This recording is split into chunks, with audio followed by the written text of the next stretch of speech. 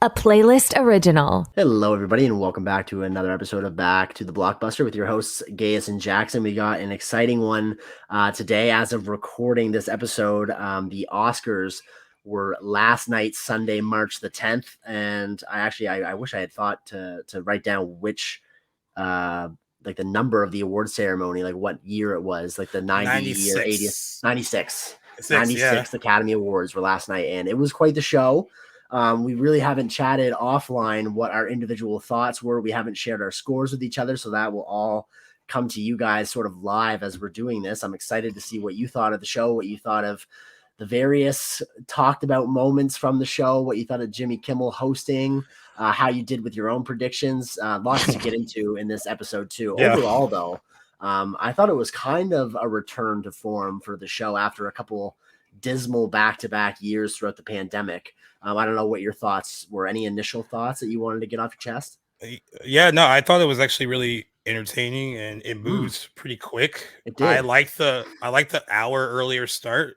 I thought that fared well because like here it started at 4 p.m. Pacific Standard Time, so that was right. Great. 8 It was interesting because yeah, after it was over, they re-aired it. Like basically re-aired it again. They did like the Abbott Elementary episode aired after it, and then they aired the Oscars again after that. Oh, okay. And I was just so happy that we were able to get it out early. And and it was one of those things too, because like the last few Sundays I've been going out with friends and everything, and everyone was texting me Sunday like, oh, like let's go out. And I was like, oh, I gotta watch the Oscars. Not on Oscar night, no. And they were like, oh, they'll turn it on at like whatever place we're gonna go to. And I was like, see, but I'll be a nerd and like want to pay attention to it, and you guys will just be, throwing back drinks while I'm trying to watch. And I didn't want to do that. So I was happy that was early, and then I got to like, I was on my page and our page across like you were TikTok spamming and for Twitter. Sure. It was great that you were putting out all the wins. Putting on the wins. I put like some videos on our TikTok page too, and it was just nice to do that early and where it didn't feel late. And like, I didn't feel tired. I was like energetic for it. So that's why it's another reason I had started early.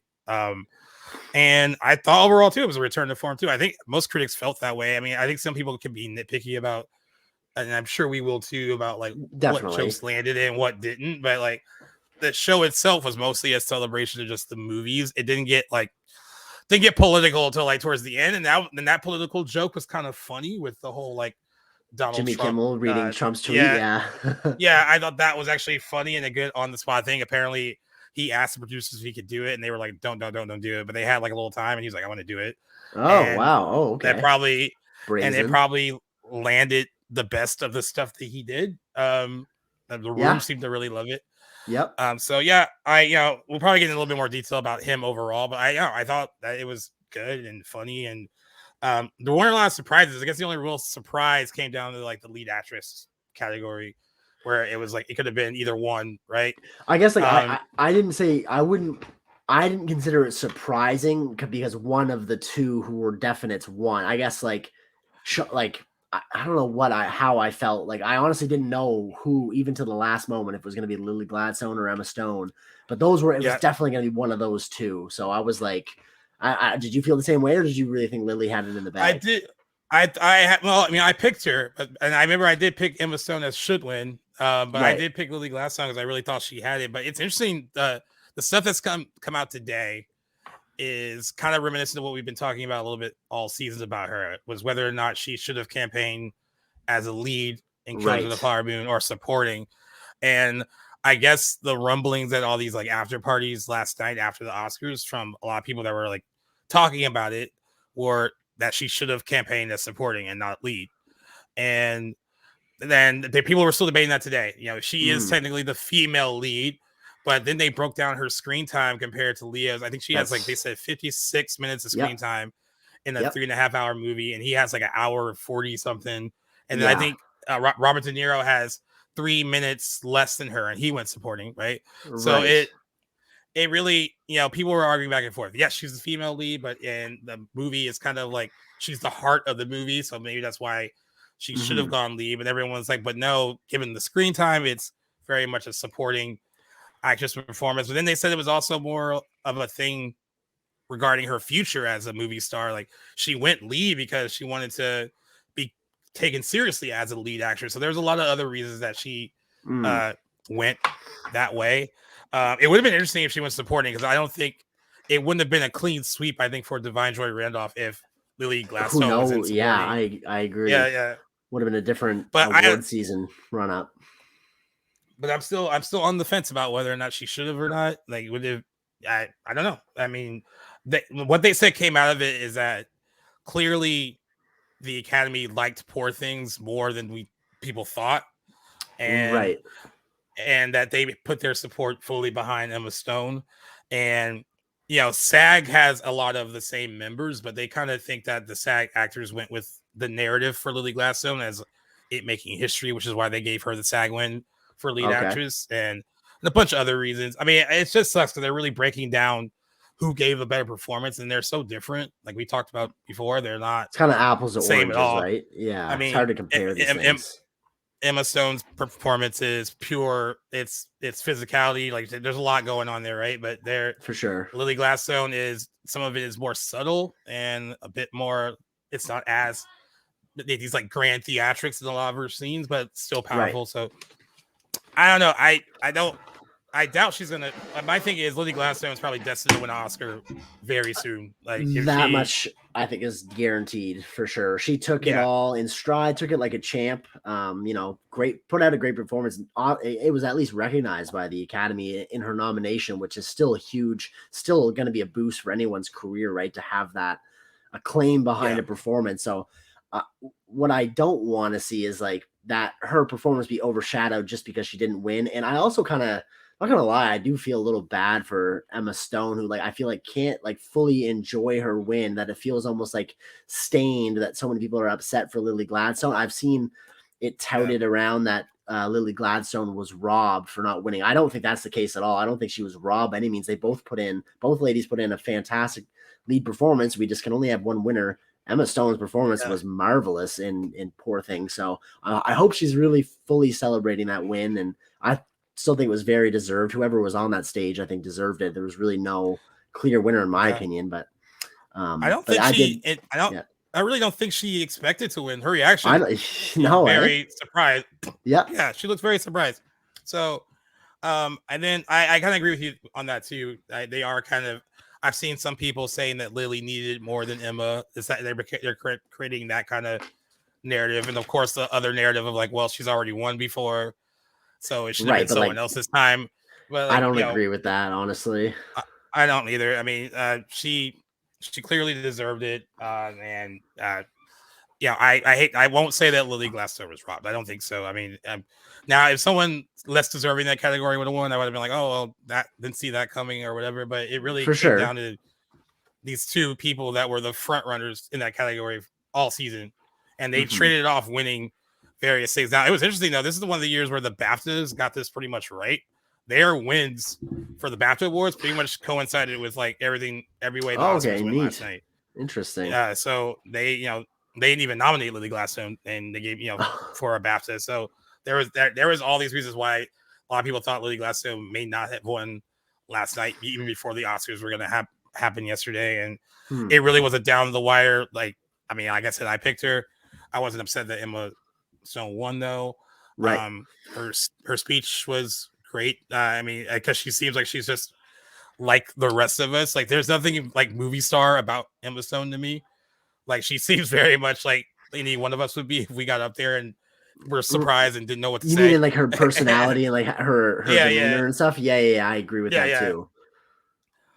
So so I guess that would be the only like surprise, but there are other like funny little things that happen. I guess we can start with the overall opening monologue and what you thought of Jimmy Kimmel coming out of the gate last night.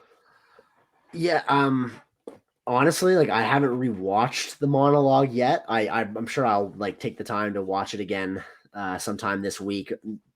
I like Jimmy Kimmel. Although this is his 5th time hosting. Yeah, somewhere in there. I think somewhere in there. Yeah, he's done it multiple times. Yeah. This year more than others, I felt he kind of phoned it in a bit. That was just kind of my approach. He was very like palatable. He wasn't a bad host by any means. I just kind of felt like it was like putting on an old glove He did have some jokes that didn't really land for me. I'm not the only one that feels this way. I've seen other people share this, like and I know that most of these, if not all of the jokes and digs, are probably pre-approved with actors, but I really thought his quips at Robert Downey Jr. kind of felt mean-spirited and like low-hanging fruit for him to like pick on him of all people and his like very infamous, drug abusing past on what ended up being a massive night for his career. I just don't really think that was necessary. And now maybe like one or two of those quips, sure, but like it kind of felt like he was picking on him. Robert Downey Jr. It going. Yeah, it kept it going way longer than it really needed to be. And Robert Downey Jr., to his credit, took it off the chin. No, nothing he hasn't heard before, no doubt. But like that really rubbed me the wrong way. Not that it like ruined my opinion of Jimmy Kimmel, but I was like, really? Like, why of all people in the room are we focusing on that? That was just one nitpick I had about his monologue. But honestly, I don't really remember many of the highlights from his monologue. Just saw it the one time. But what did you think about the opening? Well, that was one of the things I did want to bring up because that became a big, like, right after, because like, when I'm watching, I'm also like on all our social media, like trying to like refreshing and like doing all this stuff, right? So like having to multitask. And as soon as that joke came out, like a lot of people were very upset about it. And Robert Downey Jr. himself has made fun of his past. He even did it kind of during his speech when he won. He's entitled to make fun of it at his own desire, right? Yeah. So that's the point that someone made. They said that he is a past addict. He had these past issues. They are his problems. He should be able to make fun of himself. But when someone else does it, it can come off mean-spirited. And like, I think he handled it well. I think he did the whole like jokingly, the whole like wrap it up kind of gesture to Jimmy Kimmel. And to his wife's credit, I was looking at her sitting next to him. She was like, she didn't look embarrassed or like, oh, why is it still going? She was still kind of laughing and going along with it. I mean, I think at this point they're pros and they realize the camera is like on them in those moments, right? So they don't want to, get too see how they're taking it too seriously. But yeah, I thought it was a little bit low hate. It's an easy joke to make. Exactly. And honestly, Robert Downey Jr. doesn't really, and Robert Downey Jr. doesn't love when people bring it up. I mean, I don't know if you ever seen that back in the day. I think it was for Age of Ultron. He was doing press for that movie.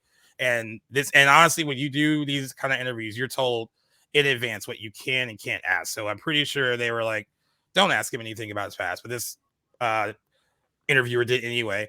And he cut him off like right at the knees. It was like, hey, like we're not here to talk about that. We're here to talk about the movie. And the guy kept talking about it. Did he leave? Not, I mean, yeah, he shut it down. And that's what you're supposed to do. Either you do it or your publicist does it. And he chose to shut it down. And good. I did not know about because that, he's not defined by these things that he did a long time ago. And at this time, it's been so long since he's had issues that it's I don't even think it should be a topic of discussion anymore. But I even saw that you posted something too. A lot of people were posting these comparisons of like what his life was before, right? And compared to like this big achievement that he had last night.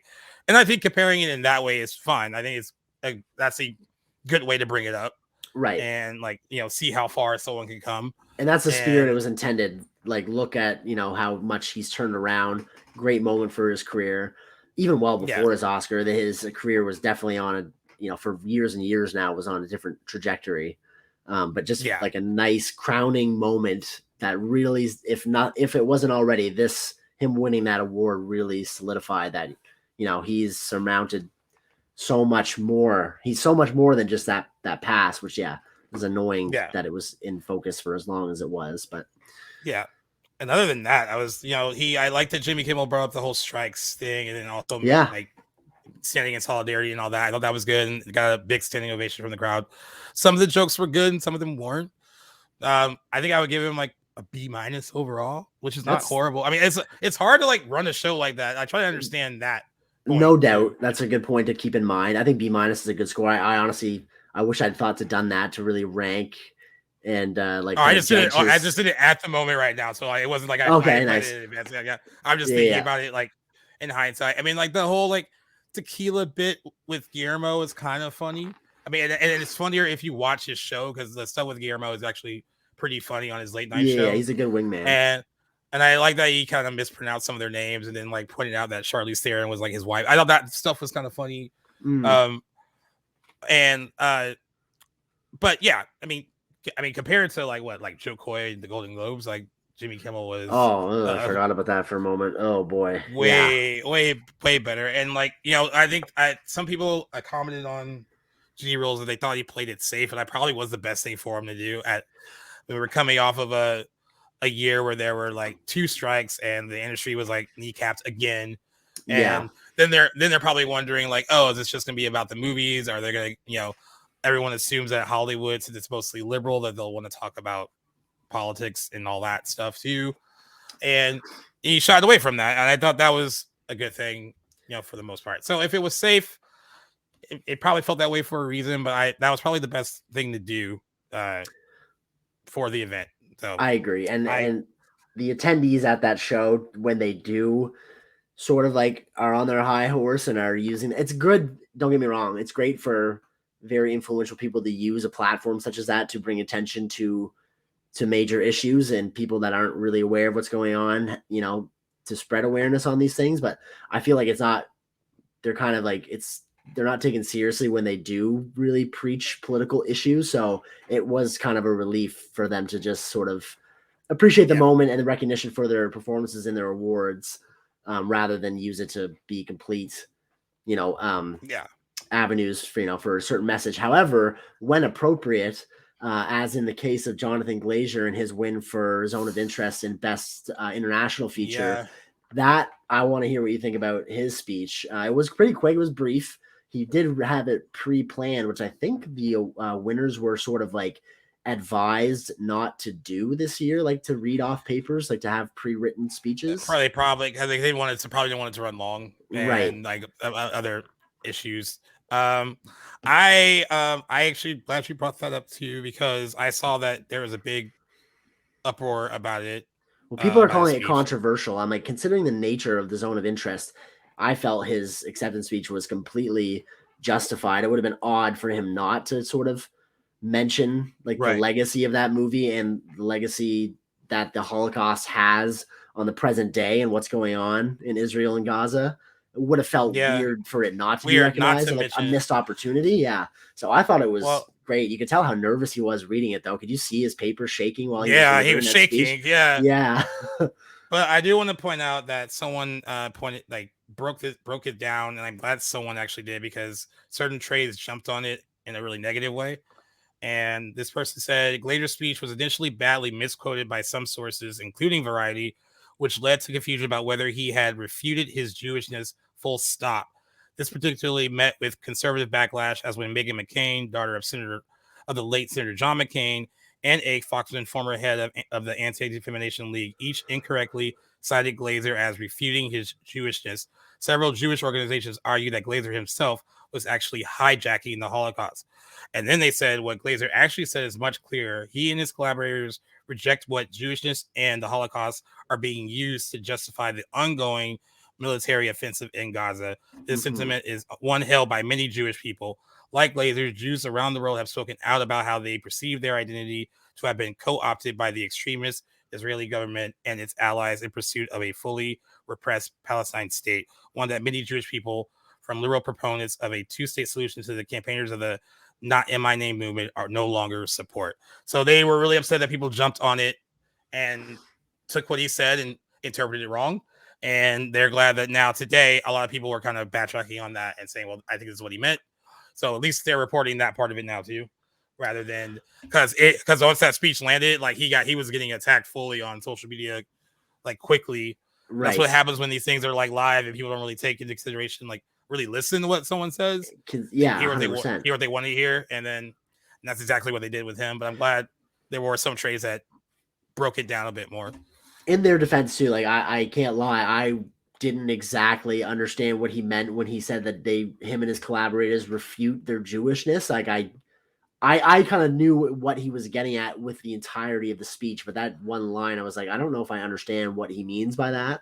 But I didn't think that he was denouncing that and rejecting his Jewish nature. Like, you know what I mean? I didn't think that's what it was, but I can't lie. I said I was a little like unsure of what it meant. So I get why some people may have misinterpreted it, because it wasn't, but I feel like his entire speech as a whole was quite clear what his message was about the things that are going on over there.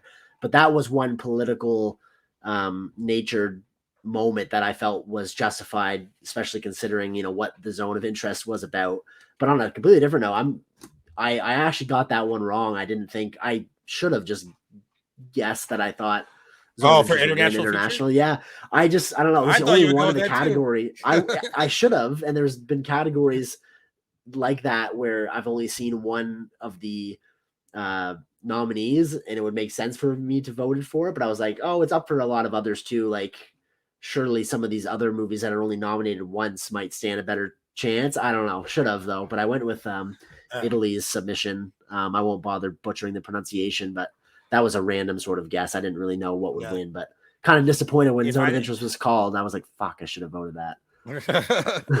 Well, speaking of what we picked, I guess that's a good time to bring up definitely how many we got right. Was it of 23 categories? That's right. Do you want to go first? Or do you want me to go first?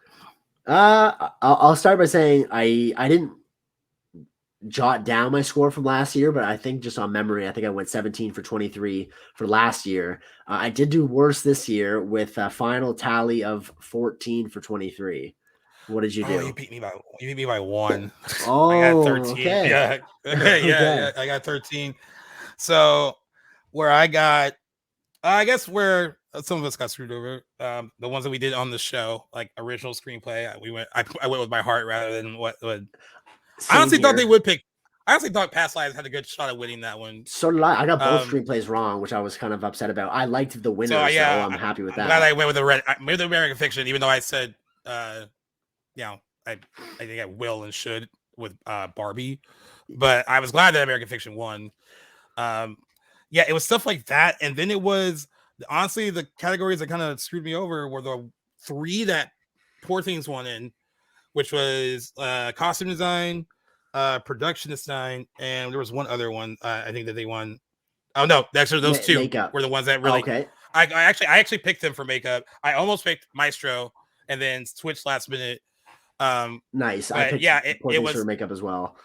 It was the costume design and production design, which I thought would both go to Barbie. And I also got those wrong. I voted Barbie as well. So that screwed me up early on, and those were the Poor Things awards were 3 in a row. They that's right. They announced them all back to back, and I went online too. A lot of people were shocked, but they weren't like mad that Poor Things won because they did have good production design. Oh, absolutely. There's some good costumes, but I thought Barbie had very inventive, both costumes and production design as well. So I thought it was going to win that, but did not. So I got screwed pretty early on. Me too. And then of course, like the animated short, live action short, did not get any of those right. Documentary short didn't get that right. Documentary feature, I almost picked the one that won, which was I guess another one that got a little political. The 20 Days in Mariupol that won. Yeah, Mariupol that won, which I actually liked his speech too. I thought it was really good. I only got that one right because last year they also went with a Ukraine documentary short too with the Navalny. I don't know if it was a documentary short, but it was like another one of those categories. I was like, I wonder if since it's such a hot topic around the world and in geopolitics. So that was really the basis for my vote, and I happened to get that one right. So I was like, okay, bonus. Another major one that we did on this show that you got right that I got wrong was animated feature. You picked The Boy and the Heron, and that won. Yes. I guess Shamik Moore put Robbed. He was online because he's the voice of Miles Morales in Spider-Verse movies, and he got some flack for it, and he quickly took it down and apologized. But he wasn't the only one that felt that way. There were a lot of people that went online and thought that while they respect who's the filmmaker that did The Boy and the Heron, I want to screw up Hayao Miyazaki. Yeah, they respect him as his creativity, but they kind of felt like this movie wasn't up to par with the other stuff that he's done, and that Across the Spider-Verse is better, and that should have won. I thought it was going to win, but you went with The Boy and the Heron. I went with my gut. Yeah.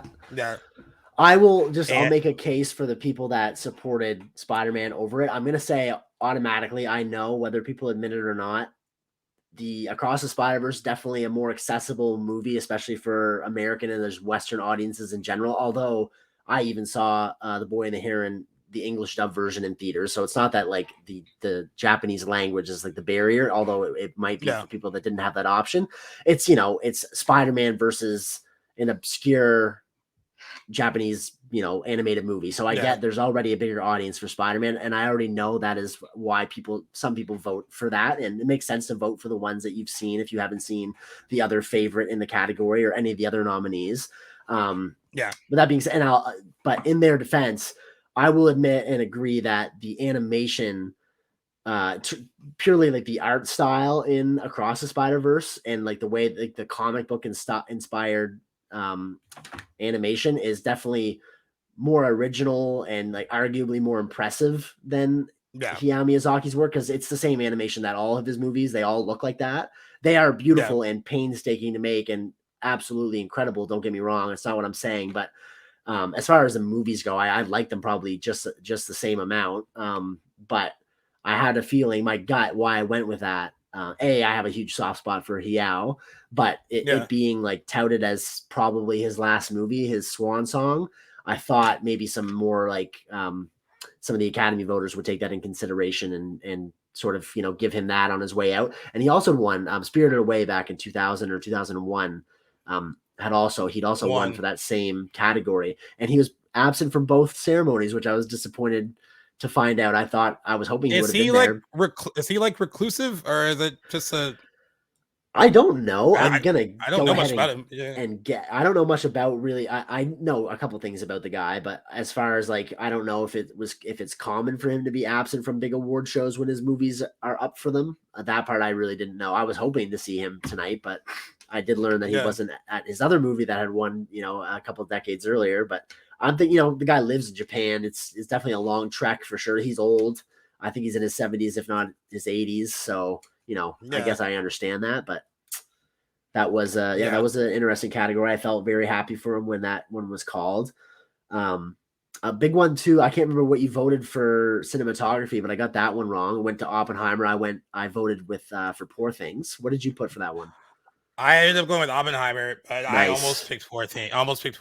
But I'm happy for Oppenheimer. I'm not mad, but I was like, I just thought it'd be a good one for Poor Things to win, because I figured Oppenheimer would pick up a lot of the awards. So one technical one that people were like surprised that it lost was sound, and I thought when I watched Zone of Interest, one of the things that I took from it, and I know I need to letterbox all of my. I'm going to do that all tonight with scores for because I haven't had time to do it. But the one thing that I took from that movie, other than the few other things I thought were great about it, the sound design on Zone of Interest was incredible. Absolutely. And I was like, and not to say that Oppenheimer didn't have great sound either, but I thought it was clearing away a better case of that. Okay, but a lot of people thought, but a lot of people thought they should have gotten Oppenheimer, and they were surprised that Zone of Interest won. So I was a little shocked that was the consensus from people online a bit. That was a pick I got right. I think though the reason, like my logic for picking Zone of Interest for sound is like that was like that movie's strongest case, like because it is like a different sort of movie. It's very much like that fly on the wall approach. It's not action oriented or dialogue oriented. It's very much like the camera sitting with our like the cast at various different points. It's not a talky movie. It's very different. But the biggest part of that movie to me was the sound design. So I thought because it's such a strong component of the movie, maybe that will get recognized. And it was also up for less. I was just thinking maybe that could be the reason, but was happy that I chose that. Another one that I was very happy for its category, I didn't know what you ended up voting for, but got this one correct, was visual effects going to Godzilla. I was so split on the creator and Godzilla, but at last moment decision, I just gave it to Godzilla simply because of the budget they were working with. So really, really happy that movie got recognized. But what did you put what was your guess for visual effects? I went with Godzilla as well. Oh, nice. And there's someone, again, that's someone I follow. I think I kind of like hate follow this person, so I won't mention them here because we follow each other. Okay. But sometimes he has some really like hot takes on Twitter X or whatever. Yeah. And he was saying like he picked Guardians of the Galaxy Volume 3 and made it clear that's what he wanted to win. And that it would be no contest, because you shouldn't, just because a movie is an underdog like Godzilla doesn't mean you need to pick it. And like clearly the best case of visual effects was Guardians of the Galaxy. And my thing was like the flip side of that is you have less money and you've made that work and look just as good as a $200 million movie. So I would say there's that. even better. Yeah. The biggest standout to me during that segment, which I thought was super cool. I don't know if it didn't. I don't remember if they had done this in previous years. Maybe they did, but it looked new to me when I was watching it. But they were showing the kind of the breakdown of the effects behind the scenes for a few seconds for each nominee. Do you remember that? Right. Yeah. So they were showing. I don't even know. I wouldn't even bother getting into the techno babble and the terms of what we were seeing, but it would show these cool images being layered on top of each other for all the nominees, and like Guardians of the Galaxy's moment was literally just the actors there standing in front of a blue screen. I was like, not that like the movie doesn't look good. I didn't see it, but obviously the effects in the Marvel movies are, well, I mean, they're hit or miss in a lot of them, but the Guardians ones look great. But it just doesn't seem like even the same ballpark when you look at like a movie like The Creator or Godzilla. So I was like, clear that would have been the one I would have voted for last. Yeah. It's funny though, like everybody say that. Yeah, and then I follow someone else that was more positive. They were happy that it won. They personally voted for The Creator. That's what they went with, but they were still happy that Godzilla won. And I thought they was cool. They were all excited. I think they all had like miniature like Godzillas in their hands and stuff, and their shoes too. Had and Godzilla their shoes, claws. Like, yeah. So like is why the Oscars can be fun, because it's like people like that who are less jaded, I think, than like movie stars who get nominated a lot. Like for these people, it's like this is a big deal for them to. Yes. This movie kind of came out of nowhere. At least here, it kind of was supposed to be this like 2-week engagement, or if that, and then they made a decent amount of money and they extended it, and then all of a sudden it was talked about as being on the short list for visual effects, and then it led to them winning. So I think that's a great outcome for them. Great story for that movie, and hopefully it'll sort of boost it in its post-theatrical run and maybe lead to some more viewing on when it comes to streaming. Maybe it already is on streaming. I have no idea, but that'll be a copy of a movie that I cannot wait to get my hands on and watch again, because it was literally amazing. I cannot wait to watch Godzilla -1 again. I hope they do another one, honestly. That team though who made that movie was incredible. So hopefully this catapults them into doing some more stuff, even in the Godzilla movies too. Universe. And Godzilla has an Oscar now, which is like good for him. Is that like the first? Yeah. Wow. Yeah. That's quite impressive. Very happy for that movie. I mean, I would have loved, because I mean, anybody listening that's sticks with us knows how much I'm on The Creator. I would have loved for that movie to have come home with an Oscar, especially in visual effects, because that movie looked fantastic. And I'm sure both of those movies are going to be a big part of our conversation later this month when we're talking about budgets and a special episode coming up. But both of those movies, very, very impressive technically in their effects. But anyway, not mad at all.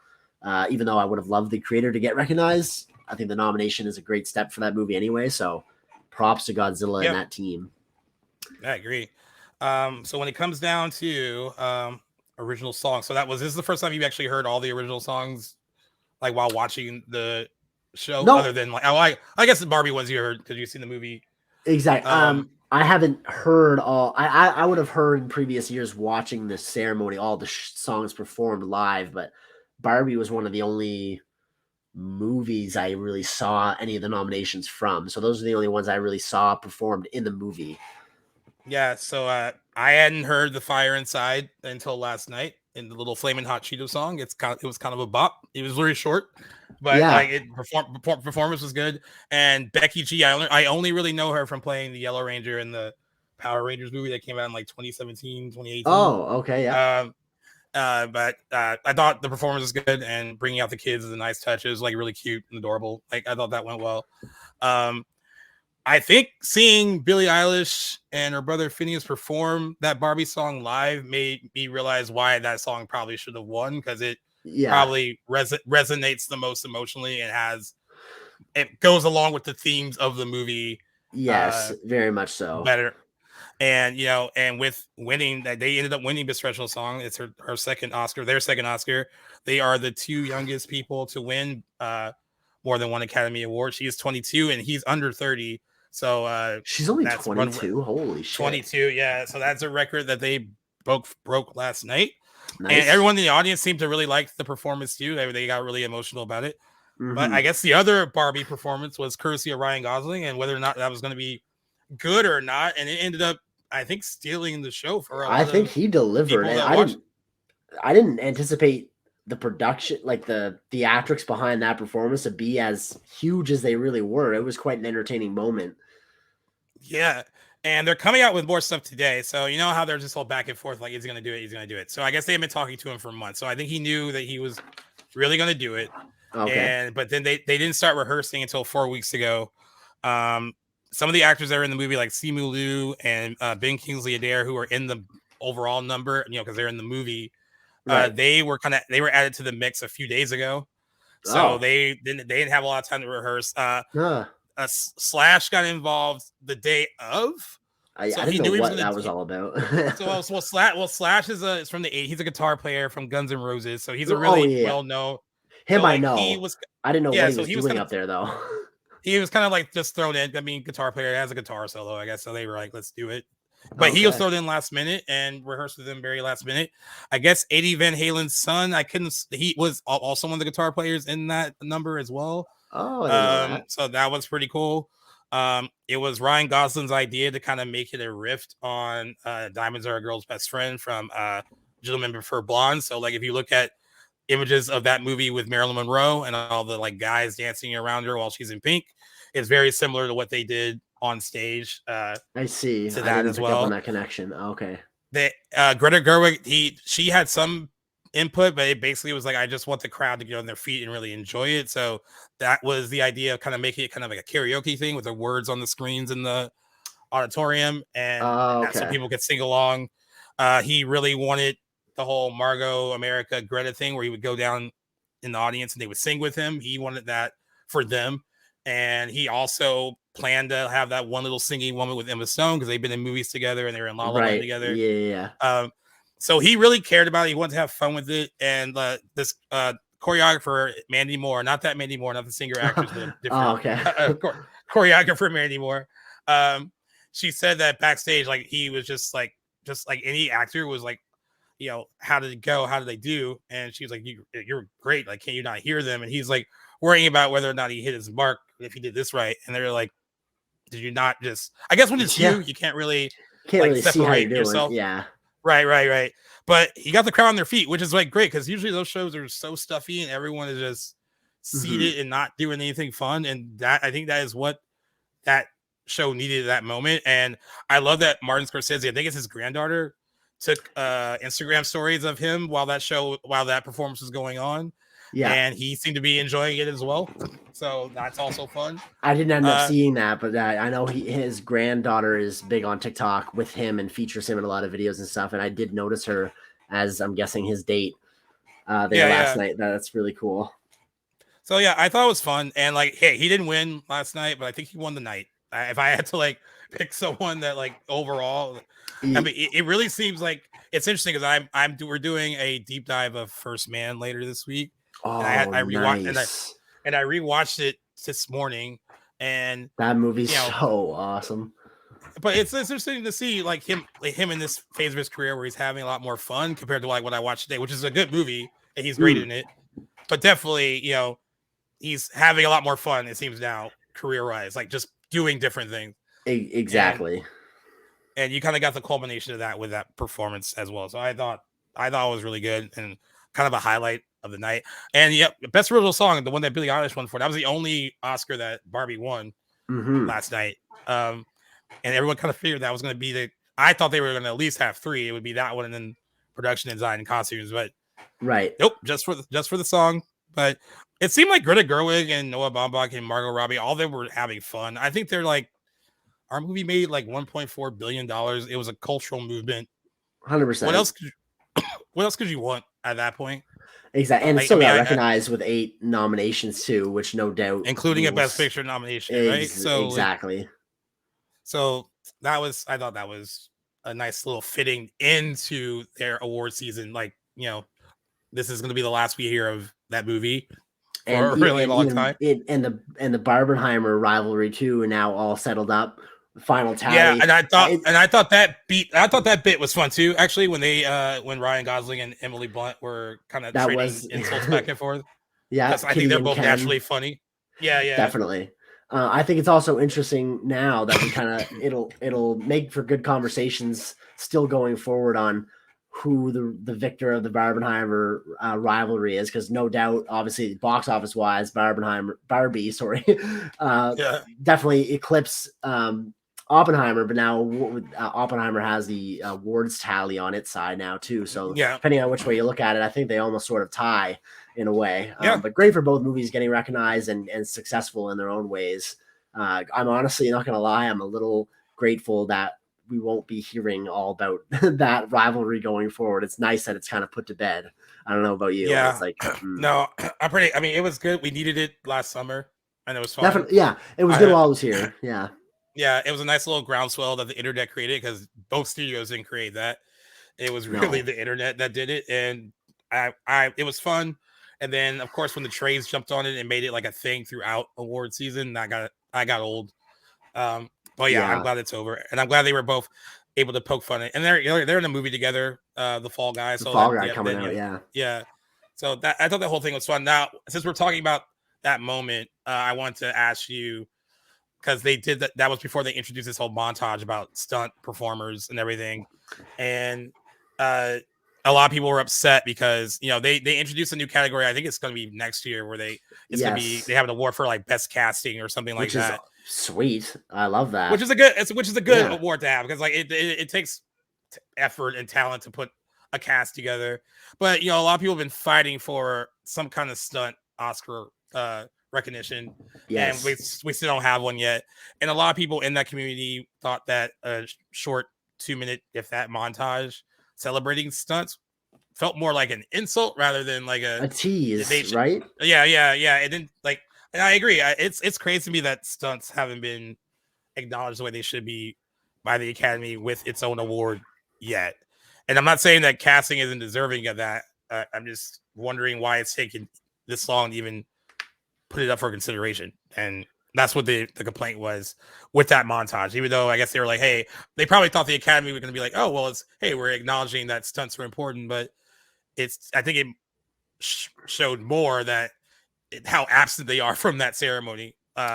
Absolutely. When like these people really risk their lives to like create something that's realistic for the audience. So, yeah, I understand why there would be a little backlash. I was wondering what you kind of thought. I was reveling at that montage of all the stunts. Like Cam and I, we were watching together, and we were like pointing out the movies as the stunts from the movie was like being shown in its little window, which was always fun to do. But I had the feeling too while watching that they are going to be teasing the entry of a stunt category at next year's awards. So when that didn't happen, I was like, okay, like this is definitely a tease with no follow through, which is annoying. But I don't think I would be foolish not to recognize the support for a stunt category to be implemented into the Oscars. I still think there's time to do it next year, just because they announced a casting one. I not that I know anything about how much advance notice they need to give to prep something like that in a future award show, but I feel like it's not impossible for that still to happen, if not next year, maybe the following year, because without a doubt, I'm sure this was in conversation before, but it feels like John Wick 4, even the series as a whole, has really catapulted the conversation behind the stunt category. So I think it could still, while it's a hot topic. I think that hot in the sense that popular. I think it'd be possible to see, and if enough people rally behind it and give enough attention to it, I think the Academy would reciprocate and put it in there. I think it'd be great to see a like a, not a poll, but like a consensus and sort of get people to sign on and in agreement. And what do you call that? Like a I know what you're talking about. Yeah. I get what you're talking about. What am I? I forget the name of like the letter. Like you're like you know what I'm talking about. That would be a petition. A petition. But here we go. That would be sweet to have that, something like that, be popular and be submitted to the Academy, so that they could really just put a number on it and quantify how many people would support that category being put in there. Do we just off the top of my head, do you know like when the last category, the most recent addition to the Oscars was, and what the award was? I don't want to be wrong. I think it's animated feature, but let me look it up really quick. Okay. Which would have been like entered in there in like with the 90s or the 2000s, probably. Probably, yeah. That'd be interesting. I think it might have been that, but let me. And I know some of them have changed their name too. So it's the first category. The casting is the first one they've done in 20 years, and I think I think it is the animated feature category. Just want to make sure. Yeah, it looks like it. Okay. And the first one in 20 years. That's crazy. Sweet. Okay. And more than 20 years, actually. Yeah, but still, that's a lot. Yeah, it's a long time between like not having a stunt category, though. I never would have thought about a casting award. Hearing it, I'm like, oh, that makes total sense that there would be an award for that, considering like the work that goes behind it. And when you see a cast come together and it really pay off, and especially when many performances from a movie are nominated, it makes sense that casting would be recognized. But now more than ever, it feels like stunts are really left out behind the scenes. So I would love to see that happen. But I got official numbers for you. So this is the best animated feature was the last one added. It was created in 2001. And then we will get the best casting achievement in casting beginning with the 98th annual Academy Award. So 2 years or a year after the next year ceremony. Fantastic. Speaking of numbers, I just wanted to ask, are the viewership numbers out yet? Do we know how many people tuned in last night? 19.5 million viewers tuned in. It's only up 4% from last year, but considering how award shows have dwindled, I think that any increase is a win. Yeah, exactly. So ABC is probably happy with those numbers. And they really think so. They were saying that Oppenheimer, the first blockbuster movie to win Best Picture, like our highest grossing one since Lord of the Rings, since Return of the King, as far as box office. And a lot of people have made that comment about the award shows, which is why they thought ratings were dwindling, because they're like, you're nominating movies that people haven't even seen because they are smaller movies and blah blah blah, right? So I mean, 4% isn't a huge increase, but I mean it's still significant enough. Small wins, definitely. Yeah. On that note, I don't think when it comes to the wins and even the nominations, like I think viewership is just like a secondary factor. Like I think that the winners and the voters should be voting on the movie that they just genuinely think deserves a category, regardless of who they think is going to tune in because of what's nominated. So I think it's important to try and do things to maintain viewership, but not at the expense of just giving out an award to movies that they think are going to lead to more viewership in the future. I hope that never becomes something that we see. But that's interesting. That's good news that it's increased. I when you said the number, I had no idea what last year's numbers were, but that's nice that it went up. Yeah, and it was nice to see because I thought they were gonna kick the fucking dog out from Anatomy of Fall. That Messi got to go. Yeah, I was surprised to see him there. That story from and I thought that I was like, what? Like, begrudging was at that awards luncheon. That was like, oh, the dog's here and he's gonna affect votes, so he can't come to the I was like, who said that? But it was in the Variety story that someone complained about the dog being at the Oscar luncheon. The Oscar luncheon, for everyone who doesn't know, is all the people get together. They basically take the big Oscar kind of class photo, almost with all the nominees together, and it's for them to kind of mix and mingle. And Messi the dog was there because apparently the dog was trained to do his big moment in Anatomy of Fall, where I didn't even think about it being a real dog during this. I don't want to give it away just because people didn't see it, but I don't know how the movie's not that old. Right. I see. I know what you're saying at least. So you know what I'm saying. So I didn't know that it was a real dog, and they actually trained the dog to have the reaction that it has in the movie, and wow. I was like, well, kudos to Messi, and they let the little dog from The Artist go that time that movie was nominated. So I was like, why couldn't Messi go? And because somebody, I just can't imagine someone being so upset that this dog was at the luncheon and was like, he's take because they hadn't finished voting yet. Okay, that's so what I was going to follow they, up and ask you is if so they voting had felt that this occurred. cute dog, they were like, this cute dog's there and he's going to affect the way people Cute vote. and I was like, talented dog. That dog actually gives a genuinely good performance in Anatomy of a Fall. Yeah.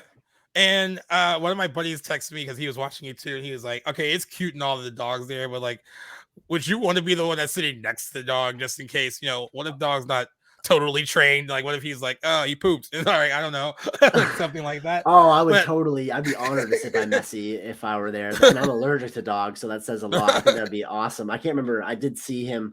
They did the camera shone on him a couple times. I can't remember who was sitting next to him. I'm guessing like the owner or a handler or something. I'm guessing, a handler or something. I thought it was really Yeah. funny when they did the whole when Robert Downey Jr. I think won, or they had a reaction shot. Yeah. I thought that was funny, and it looks like a really well-behaved dog. All the behind-the-scenes video of him sitting in his seat, it doesn't look like the dog's agitated. It just like knows what he hits his mark, knows what he needs to do. And I can't believe there was even an issue for a second that the dog couldn't go. But I'm glad they changed their minds. Me too. I want to touch on this just because, so behind the scenes, you and I were messaging. You sent me a link or an article of Messi was. So before the show, I was under the impression the last thing that I had seen in regards to the decision on if Messi was going to be allowed to attend was something that you'd sent me, and it was the consensus was that it was revoked, that the dog would not be in attendance at the Oscars. So right, that was the last thing I heard. Yeah. So seeing him there, I was like, oh, that's awesome. Apparently this was rescinded. But my question was, and I guess you kind of helped clarify it with the lunch and stuff. So the voting was still ongoing. But my question is, whoever or however many people, maybe it wasn't just one person that took issue, but did the person or persons that had an issue with the dog attending, it was under the premise that it would positively skew the chances of Anatomy of a Fall winning in the categories it was nominated for. Was it not considered that the voting would have been done by the time the dog was in its seat at the show? I don't see how that would have been overlooked. Like, obviously this is not going to affect the outcome of the voting because it's already done by the time the show is there. So I didn't understand what the controversy was at the time. I guess like during the lunch, so I guess they felt at the luncheon because voting wasn't completed yet, that the dog's presence, since everyone hadn't voted yet, someone would see the dog and they would be like, "Oh, that's adorable. Let's look at that movie again. Maybe there's something we missed, or let's just vote for the cute dog." And I suppose I don't think anyone in the Academy. There might be some. I don't want to speak for them, but I honestly, if I was an Academy member, I would be like, "That's awesome, the dog is here," but that would not sway my vote to vote. No, exactly. The movie that it was in. Now, every star at the luncheon. Now, you could tell that this was a studio person or producer because every movie star at the luncheon, there are multiple stars from that luncheon that took pictures with the dog. Like Ryan Gosling took a bunch of pictures of the dog. Like they were all happy he was there. Nice. And I guess he was also recognized at the Fido Awards in London over the weekend. So he also got Fido Awards. He also got acknowledgement for his performance in Anatomy of a Fall. So I mean, he had a little run, and I guess the owners of the dog are so surprised that this has kind of become like a huge thing, because they make this kind of movie isolated, it's a French movie, all that stuff. So they make it's different when they make movies here where these are big events. So like some of the times, like in other places, they are more isolated things, and you make your movie and that's it, and that's all you kind of care about. And they said that since the movie's caught on, and this is a movie that caught on, I think later in the run of award season. They said the more it caught on, more people were like, the dog is pretty good, and they thought they were kind of joking, but it's like, dog was good. I mean, in the one moment that especially the dog is really good, and absolutely, I thought it was, and I think it's endearing to have stuff like that. I mean, like it's like if you would have to, I mean, if it was a cat, maybe I'd be like, yeah, I don't want the cat there. But like if it was for sure, cats are harder to control and train too, no doubt. But they put a bow tie on him. Come on. Yeah, what's not to love? Yeah, I thought that was great, and I think that's another bit that I thought worked too was the whole John Cena presenting the best costume design award. Again, I thought that was funny, and it was a callback to what happened 50 years ago when there was a streaker on stage, and I thought that was kind of a good little callback. And John Cena, if anything, he clearly is down to make fun of himself or be the butt of a joke or look like a fool, and I think that's admirable. So I thought that worked pretty well. And it was nice that, I mean, it was being played up quite a bit, and I like that off camera on the stage. I think it was Jimmy Kimmel helped him into a dress. Whatever, that was a nice touch, I guess, for the end of that little bit. I was thinking that he was going to announce it from behind his little cover there before he actually shuffled on stage. I was like, what's going on here? I kind of a, sorry for the pun, but a ballsy move for on the showrunner's behalf, like getting him out there naked. But funny moment for sure. One of a couple. I was kind of split on the humorous parts. I was going to ask you like what worked for you. I know there was one that we talked about, which is the Octavia Spencer and Melissa McCarthy. I think they were doing best adapted screenplay.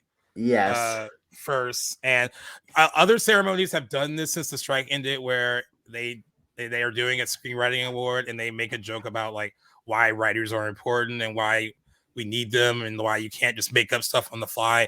And some of those jokes have worked elsewhere. And they're friends. I mean, I thought they would have like good chemistry, like riffing off each other. It just wasn't funny.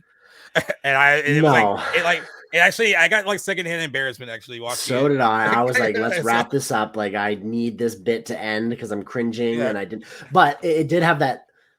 I'm sure the intended effect was, like you said, to showcase how important having good material is, like in the sense of having good writers. So if that was script, which I'm guessing it must have been, or partly scripted at least, for them to have an intentionally awkward dialogue together on screen, then that makes sense. I get what they were going for if that was the intention, to showcase how important good writing is and how people can deliver it.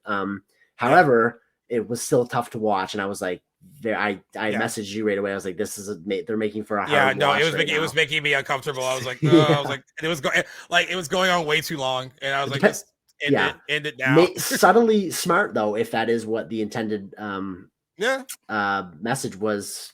So maybe it actually worked out and did what they were trying to do. But God, was it tough.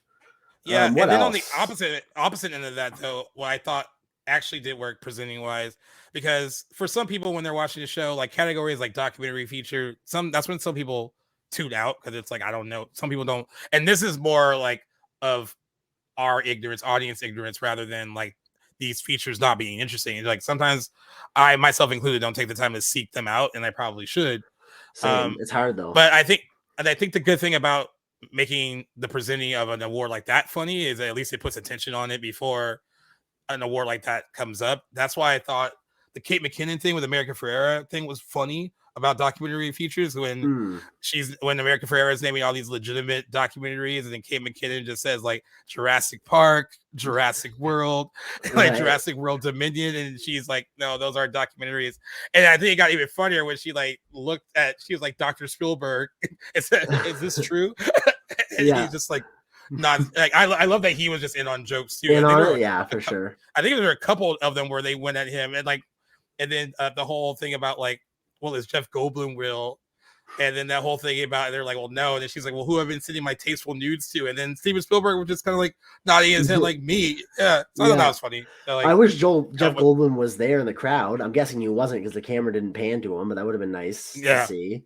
So I thought that was funny for the most part. And it kind of helped with making that, like, paying attention. It may help you pay attention to that category a bit more than if it was just kind of a boring, like, riff between two actors being like, a documentary is blah blah blah blah. Yeah, Yeah, that's a good point. We don't need to be. There's only so many ways, and at the 96th awards, you can only mention I guess obviously documentary probably hasn't been around all 96 years, but you can only glaze a certain style of filmmaking in so many different ways before you kind of just got to take a new approach. So I guess I get that too. And I do respect that they put all these categories back in the live show. I think it was last year where I forgot about that. Out.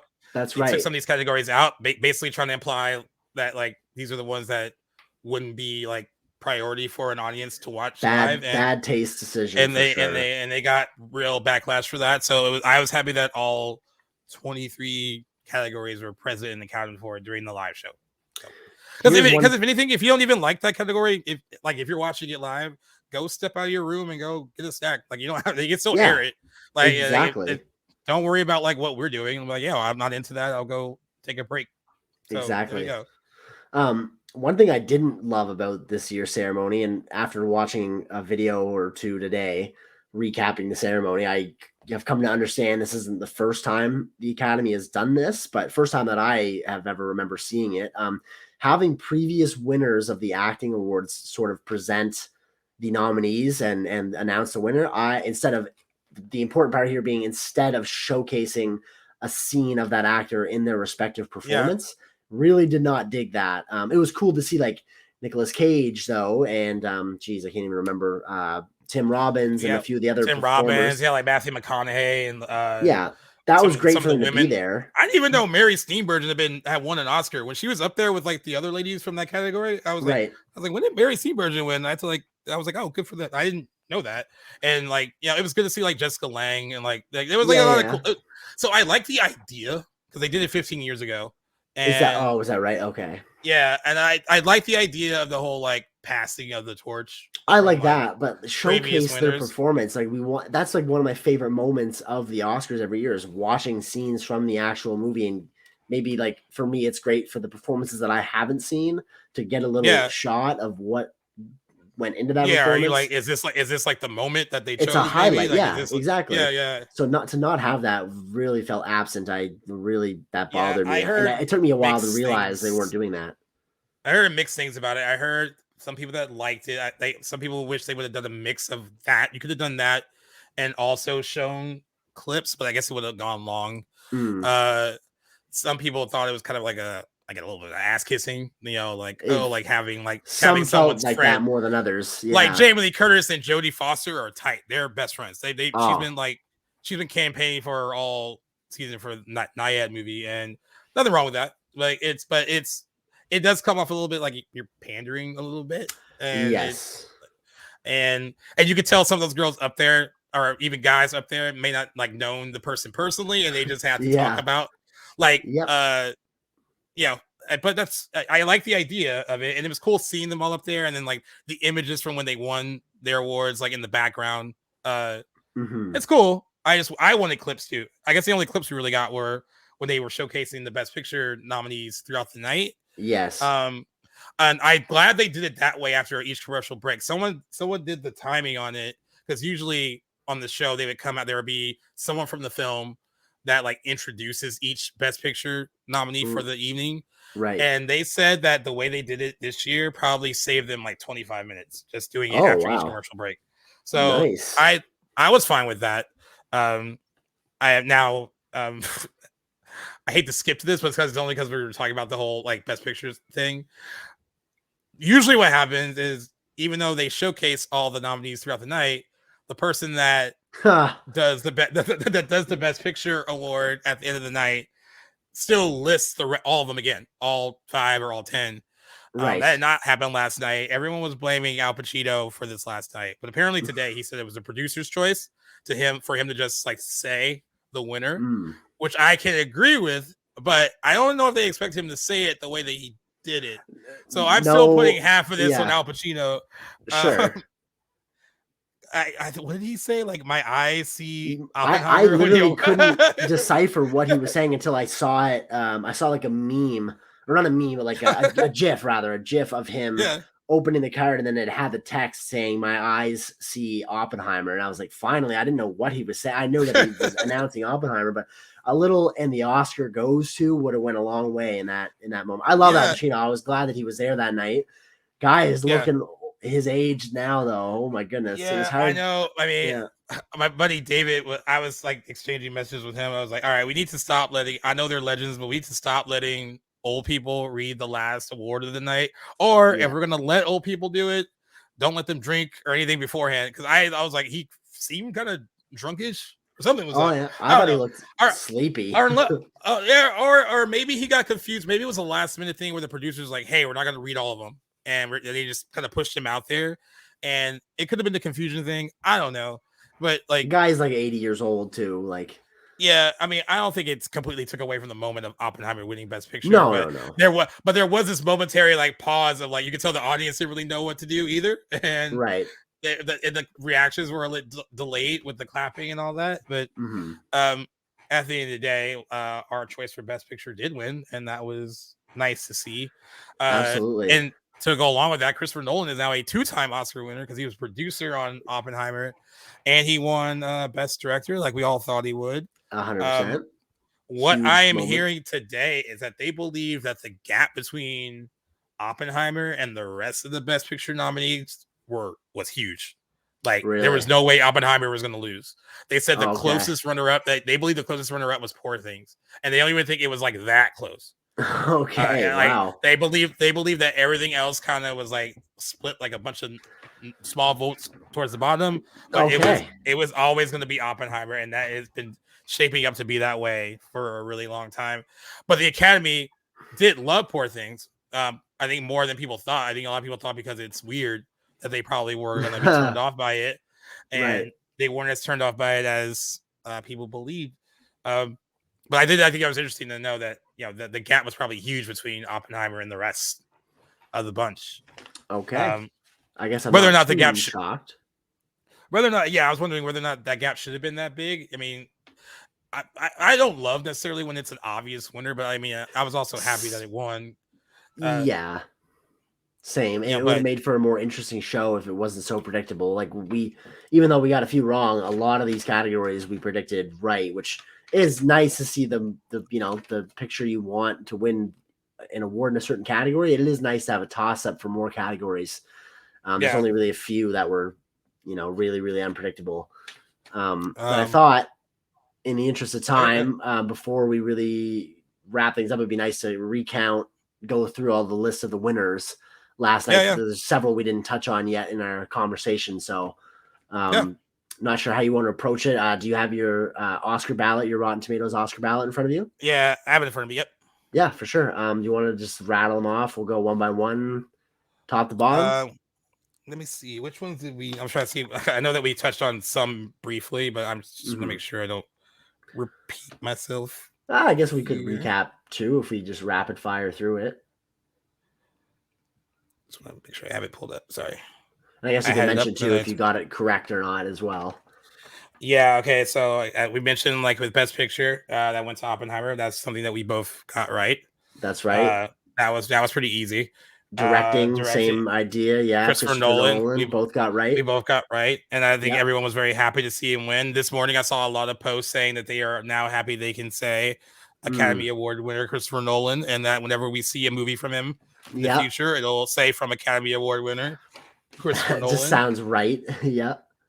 Actress in the leading role, we touched on that with Lily Gladstone, Emma Stone. That ended up going to Emma Stone for Poor Things. Again, I actually saw them. They have images of them hugging too after this. Oh, great! I think we mentioned that they've become friends throughout this whole thing. I don't think it's not personal for them. I think it's more everyone else trying to make it. I find it odd when people do let it get personal. It's like just celebrate each other. And I guess Martin Scorsese consoled her too. Like she wasn't like crying or anything, but he went up to her at one point and probably gave her a pep talk about how great she was. So I'm sure she knows, awesome. And she's. I think her Oscar is coming very, very soon. Definitely. Actor in the leading role. This is one we haven't talked about. Cillian Murphy won over Paul Giamatti. How'd you vote on that one? I went Cillian Murphy, and I'm glad he did. Yeah, me too. It was nice to see him win, and Cillian Murphy is not one for these big public, things where he's the center of the attention. You can tell he doesn't really love it. But that's right. Yeah. But it was cool that in his speech that he kind of really thanked this kind of long journey he's been on with Christopher Nolan. I mean, being in all these movies and finally getting a shot to lead one and then winning for it. I thought that was cool. I don't know what it was like for you to see him win. I was ecstatic for him. Yeah, I felt for Paul Giamatti, kind of being overlooked again, but I was ecstatic for Cillian Murphy, and nice to have the prediction come true as well. Yep. And then what else was the other one? So then we have actress in the supporting role. That was going to be Divine Joy Randolph, no matter what. No surprise. We called it. I do want to point out her speech was very, very nice. Actually, it made Paul Giamatti.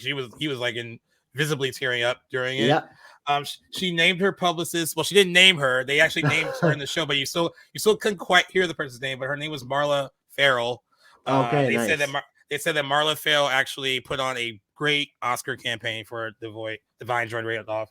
Nice. And she should be recognized for, and I think that's why she wanted to name her and shout her out So okay. that was really, really cool to see. And I thought her speech was really great.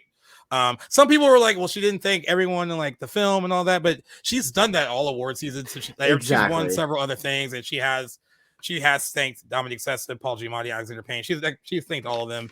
I think at this final one, it's like it's their moment. Let them have it the way they want to have it. Absolutely. And I guess Robert Downey Jr. we did talk about. Yep. I thought his speech was good, and thought and on brand for him.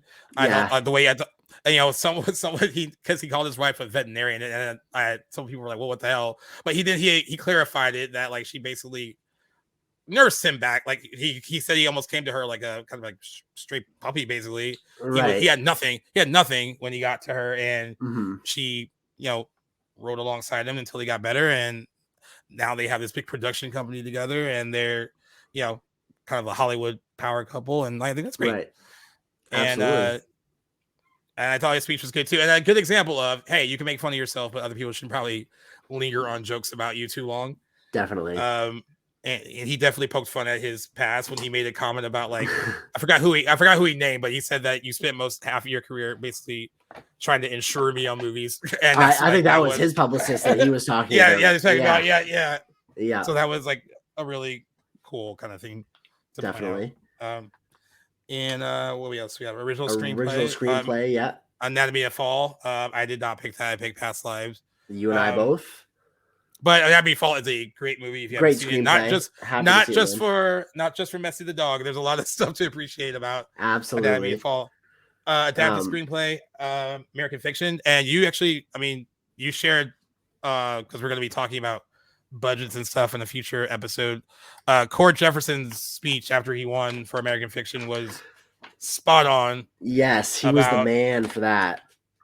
And I got to see him accept an award at the Astor Awards, and he didn't make this that same comment about budgets and stuff, but he did make comments about studios who need to take chances on smaller movies, smaller filmmakers, because you don't know who you might discover. And I'm glad that he said that again last night, basically saying that you don't know who your next Martin Scorsese is going to be, your next Christopher Nolan.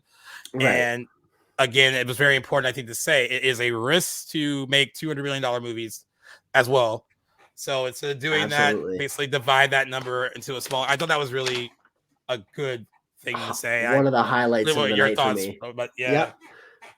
I had never even laid eyes on Cord Jefferson before he was up on stage for the win. And after that, I had this massive respect. I was happy for him to win. But hearing him say that and shout out the approach to budgeting and studios kind of championing them to take a risk on smaller movies has been stuff that we've been echoing for a while. I'm sure that will come up in our conversation here in another next couple of weeks. So yeah, all the power to him. Cord Jefferson is the man, and now an Oscar-winning screenwriter. So yeah, and he was an Emmy winner before. I guess he wrote on HBO's and did some stuff for HBO's Watchmen limited series. So that's where he's mostly a TV person. So this was his breakout in film, and I'm sure he'll be doing a lot more film now because I think a lot of people want him at this point. That's fantastic. He turned a really small movie into a $20 million film. That's how much American Fiction's made. And I know that doesn't sound like a lot, but given its budget and how small of a movie it was, and it never played in like a mass amount of theaters, that's impressive. So not to mention it was razor sharp. That movie was awesome. Yeah, I loved it. These are the ones we talked about, animated feature already. You got that one right. I got that one wrong. Right, Boy and the Heron. I definitely screwed up on documentary feature. Did not. I think I picked 4 darts, and that was me just throwing darts. Yeah, right. I mean, me too. I just happened. My dart happened to hit center target. I got the right one. 20 Days in Mariupol. International feature film. Same can be said. I went with Italy's pick. Got that one wrong. It went to the zone of interest. And I got that one right.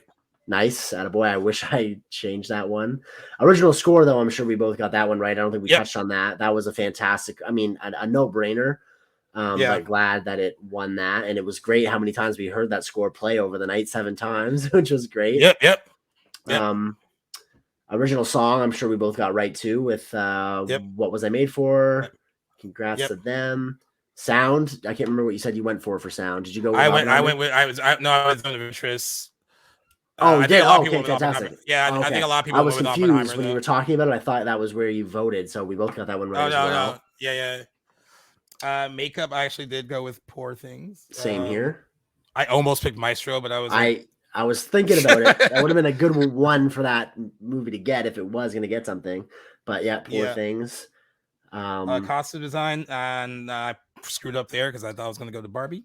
Yep, Did same not. here. Went to Poor Things. Exact same. We voted a lot, very similarly on a lot of Yeah. categories. Cinematography, I went with Oppenheimer though, so I got Yeah, that. that was a Right. fuck up on my behalf. I went with Poor Things. Both were shot beautifully. Production Yeah. design was as a recap of the costume design category. I think for Yep. both of us, we went with Barbie and it went to Poor Things. Film editing, I got right. I went with Oppenheimer. And that wasn't really a sure thing for me either. I was like, I thought a lot of those could have won. Yeah, Granted, I picked Oppenheimer. I will be honest with what I did. I picked it, and then I went online and it was like, okay, what are like a few other people saying for that? And honestly, I can't tell you that it was going one way or the other. There were some people that were going with Poor Things. There were some people that were going with Oppenheimer. So I was like, all right, I'm just going to go with my gut and go with this Oppenheimer, and I'm was glad I did. a big category I missed. I went with Anatomy of a Fall for editing. I think my logic was that Oppenheimer was just such a front runner for so many categories that maybe voters would be thinking of ways to highlight other movies. And I was just taking stock of the options, and I was like, fuck, kind of threw a dart. So went with Yeah, Anatomy of a Fall, got that one wrong. Visual effects, we both got right. We already covered that, right? Godzilla -1. yeah, Probably the highlight of the ones that like weren't such a shoe in. Like obviously, like Best Picture, Best Director for those for Nolan and Oppenheimer was yeah. highlight moments, but I was like ecstatic for Godzilla when it won visual effects. So very big moment from last night for me. Documentary short subject I got wrong, but I do want to shout out. So I don't know this person personally, but one of the people that won on the last repair shop, his wife Brienne Nicole used to be on. This is gonna be like, used to be on General Hospital with my friend Ryan Pavey. They were on General Hospital together for 4 No years, way. Oh, and he actually shared that on his Instagram because he had a lot of scenes with her back when he was on General Hospital, and cool. was really excited for her husband to win. This is the second time he actually has won for doing these kind of short subjects, which is really cool. Sweet. What did you vote for that And category? Just out of curiosity. I did not vote for the last repair shop. I didn't know that he did it. If I think I would have known if like someone was adjacent to someone I knew that did it. Oh, okay, I yeah. went with I picked the ABCs of book burning. This was another thing where it was like dart board. Yeah, my dart landed on Island in Between because I thought it sounded kind of cool. So that was why Yeah. I voted that one. And then short film live action. I think they went to The Wonderful Story of Henry Sugar, which it gave Wes Anderson his first ever Oscar. And he Which wasn't is there. That pissed me I off. guess he's filming a movie. So good excuse. I think that's why a lot Yeah. of people weren't there. I think Leonardo DiCaprio is shooting the Paul P.T. Thomas Anderson movie, Anderson's. right? Yeah. And movie right now. That's why he wasn't there because a lot of people were like, "Why wasn't he supporting the movie he was in?" But I think he was busy, and so was Wes Anderson. But he did release a statement saying how happy he was that he Oh, won. nice. That's great. I So would that have was loved for him to have been there because it's such a huge moment. He should have won an Oscar or at least been nominated more long before. But I did actually, just because I was familiar with the movie, I did select that one. So I was kind of got lucky oh, you got that there. one right. Good. Yeah. Yeah. What Yep. about you? Where'd you vote? I have Knight of Fortune again. Dart. Dart. Yeah. And, Say in the last category was a dart for me as well. I threw it at Letter to a Pig. oh, so did I. That's where Oh, my nice. Ended up going to War is Over. I don't know if this is uh, part of the title, but inspired oh by yeah, the inspired music by of John and Yoko. Yoko. Yeah, and one of the people that presented or that accepted was John Lennon's son, Sean Oh, Lennon. cool. So that was pretty Sean and cool. John Lennon, eh? Yeah. That's funny. And that's all the categories, and that's all 23. Yeah. So yes, I guess what I will ask you before we wrap up this. Okay, you've been a part of 2 award seasons on the show. One last year, you kind of got in the middle of it. You weren't with it from the beginning. With this one, Right. you got to watch it from the start of it. I guess the start of it would have been during this summer-ish with like Oppenheimer and all that, and through the Yes. fall. So what was it like kind of being with it? And you got to watch all the nominated movies, all of them this year. Yeah, that was the highlight, like actually going out of my way to see all of the Best Picture nominees. I'm glad I had done that. Wish I had done that years before. We'll definitely be doing that going forward. Even then, I would like to just see as many of the nominees in all the other categories as possible, including like performances. but live and learn. I'll probably start doing that. Big shout out to you. I was only able to see as many of these movies as I was because you were able to share them with me, which was fantastic, much appreciated. Yes, no problem. And I honestly, beyond the Golden Globes and like a couple of other like the BAFTAs, for instance, I would kind of tune in a little bit prior to this year, but going over some of those other preliminary award shows, all these like Critics' Choice and all that. Yeah, it was interesting to see how they all operate and to compare how they all shape up with each other in terms of how accurate they are in predicting what the Oscar would go to. That was a lot of fun too. There were way more than I even realized there were. I never really had a full sense of what the awards season really was like, but it was great to be a part of from start to finish. Yep. Now are you glad it's over? Yeah, it's one of those things like the Christmas season. Like I'm glad it's here, but I'm ready to dive into the next. It's here. It's special for a reason. If it went on all the time, it would be dull. So I'm excited for next year's already. I think there's going to be a lot of great contenders. I don't know. Have we? I should know this. Have we already? We haven't made our Best Picture nominees from predictions for next year, have we? No, not really. I mean, I guess everyone right now, Dune Part 2 is going to be on their list. That's one of them already. Absolutely. Yeah. But yeah, we could do that for like a kind of like a preliminary. Yeah. Based on what we know and what is coming out, and of course, we don't know everything about like the festival season. There's still some stuff that might get snatched up by studios in the fall. But yeah, we could do like a little and see how accurate we are to guess. For sure. What'll be nominated. I'm glad it's over too. It's fun. Yeah, it's definitely. Certainly fun. Taxing. I think my problem with I wish the Oscars was sooner because like it being March, like we're already not well into the new year, but well enough where it's like I wanted to focus on like the newer movies that are coming out, and it was weird to still be talking about as much as I love them, like Oppenheimer and Barbie. Yeah.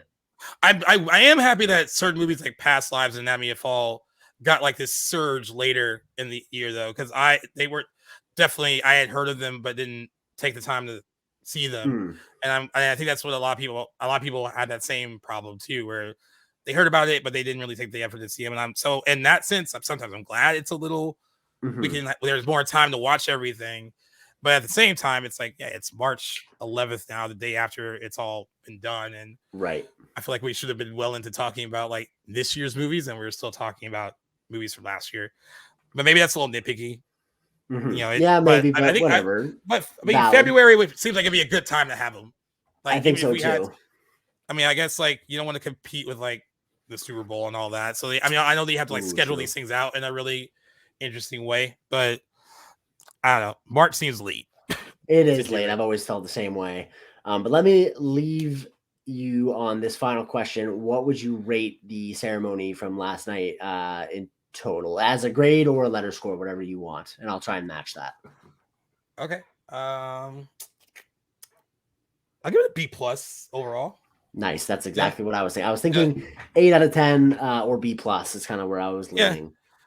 Yeah, I thought it did what it needed to do, and I if anything, I hope that it segues into more impressive ways to do the show next year. Like take what worked, about the and not even just the approach of the day of the ceremony, but leading up to it, like what the marketing of it. Like, I think it's important for the show and the producers of the show to really pay attention to what movies are going to be showcased during the ceremony, so they can build the marketing around that to kind of build interest from people who are cinephiles, but also people who are just casually like, I might want to tune in. I think all that's important. I think you shouldn't just cater it to a cinephile audience, even though there are some people that are like, hey, that award ceremony is for us. Right. But it can't always be like that, because some people are still casually interested. Like I have girlfriends that only watched it because they cared about who was wearing what, and they watched all hours of it. And they were like, they were more invested in the red carpet, which I thought was funny that you messaged me offline. Like you said, it was the first like red carpet you watched like fully. Yeah. And it's cringy at times. Like like I did not expect it to be, but it really was. But you could tell like some of those people interviewing them, and like they even see some of the movies, and their questions are just very like, easy, low hanging. Like, so you're in a thing. How do you feel about being in that thing? Like it's really awkward, really groundbreaking. Your questions, yeah. But yeah, that's what I would hope that they do. Let's learn from what they got right, and hopefully they improve on it even more. And Agreed. do I want Jimmy Kimmel back? Like, he's safe and it's fine. So if he came Bring back, I'd be John fine with that. Mulaney. I thought he was great So last again, night. Yeah, so someone many made a people. point about that. That Yeah, his breakdown of Field of Dreams was it was pretty funny. spot on He's and got a really good funny. charisma, I think, to host something like that. I would like to give him a shot, see how he does. It almost felt like an audition right there on the Yeah, it spot. did. Hopefully That's what it felt people like. are listening and because he got a lot of praise.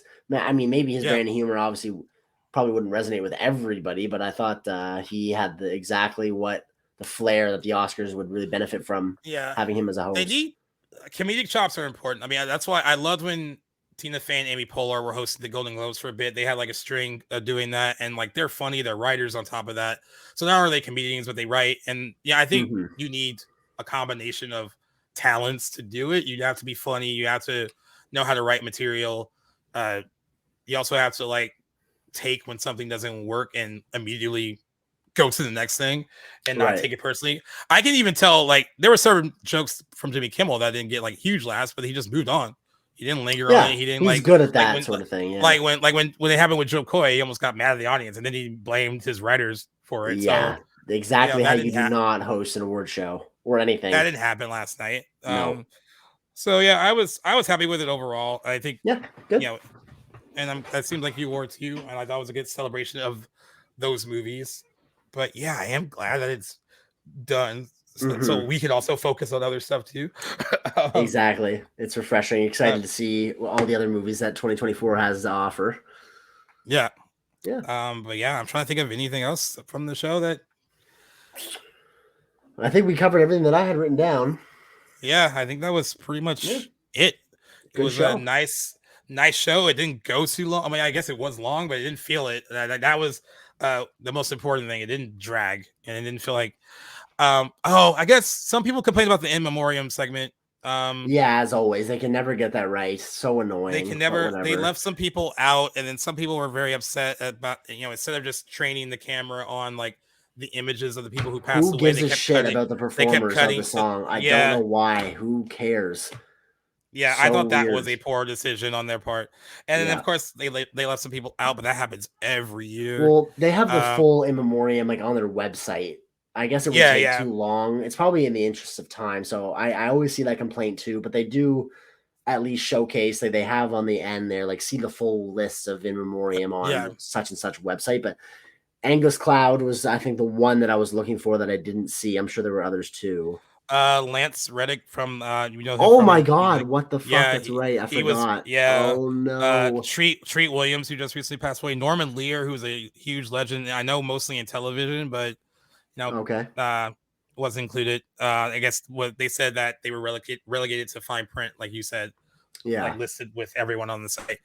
I don't know. I kind of feel like if you're gonna do this, like this haven't always gets a lot of shit every year, and I would feel like if I was producing the show that this would be, I would like assign someone especially to just this part of the show. Definitely. Like make sure you get this right, because we tend to get this wrong every year. And like it maybe like some TLC. Yeah, and it's weird that it never fully does. But but other than that, I thought the show was fun. It was a good time, and I'm glad that the viewership went up. I still think these award shows should go strictly to streaming, but that's just me. Maybe in the future, I would love that too. Make it easier to see. Yeah. But I guess that's it. And is this episode 156? That is right. So we are wrapping up Back to the Blockbuster, where we recapped last night's Academy Awards. Please let us know what you also thought about. I know I shared some stuff from G-Rolls, but I'd like to hear more what you guys saw of the show, so we can share it on our socials as well.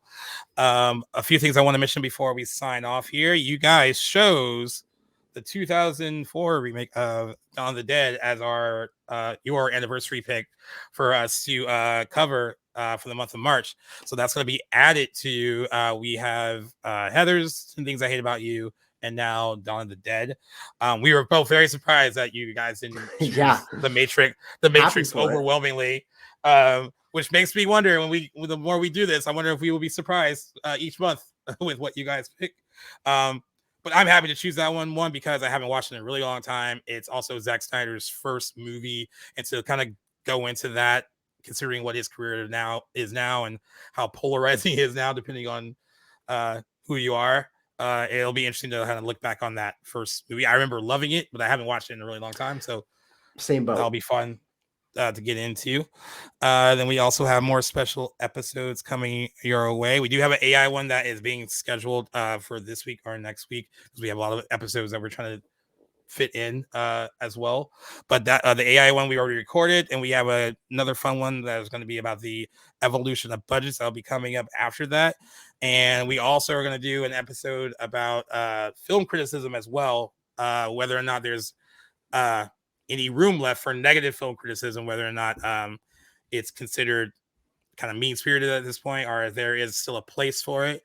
I'm going to ask a couple people that I work with to maybe join us for that. So I think that'd be kind of cool to get other critics on to see how they feel about it. I know people have really mixed feelings about it. Like, for instance, the Razzies were announced too, and a lot of our trades I work for didn't want to cover them. That, who won worst this and worst that. Okay. Because the Razzies are always announced the day before the Oscars. So yeah, I think it's an interesting conversation to have, whether or not it's too mean to be too critical of films, or is it constructive criticism? I mean, I think there's a fine line for that discussion, definitely, and that'll be a really fun one. But yes, and we are also building our YouTube page. It's going to be a slowly but surely kind of thing, but some of our videos are up now as well. So if you want to subscribe to Back to the Blockbuster on YouTube, you can do that. We're going to be putting a lot more of our episodes on there. Just more reels from us in general will be on there too. We'll also probably use it as a hub to post upcoming movie trailers and stuff like that as well, to kind of just build the page up. And once we are all caught up, our episodes will be airing or be put on the YouTube channel bi-weekly. So there's going to be like a clump of them that they'll add and over a bi-weekly period of time, so you can actually catch us there or listen to us however you see fit. If you want to just listen to us, you can find us wherever you get your podcasts, whether it be Apple Podcasts, Spotify, Good Pods, but you also need to find us on the Playlist Studio app, because they are a podcast network and they are lovely and very good to us. They can be found in the iOS store or the Google Play Store as well. Jackson, thank you for covering all of award season with me. It was a long one, but we got through it. Glad it's Absolutely. Honored to be here. And looking forward to talking about other things in the future. And we have something we're going to be talking about in the immediate future, because we were recording an episode right after this, recapping a few news items as well. So look out for that episode too, guys. And until next time, I've been Giz. He's been Jackson. Peace. Take care, guys. See you in the next episode.